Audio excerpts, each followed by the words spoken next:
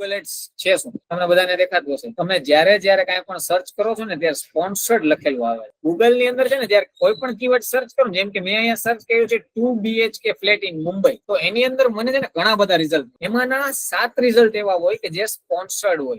1 2 3 4 અહીંયા આવ્યા. પછી આ ઓર્ગેનિક આવ્યું, જેની વેબસાઇટ ની અંદર આ બધી ડિટેલ્સ હશે અને એની વેબસાઇટ બહુ મોટી હશે. આ રેગ્યુલર અપડેટ કરતા હશે વેબસાઇટ ને, એટલા માટે આની વેબસાઇટ ઉપર આવી.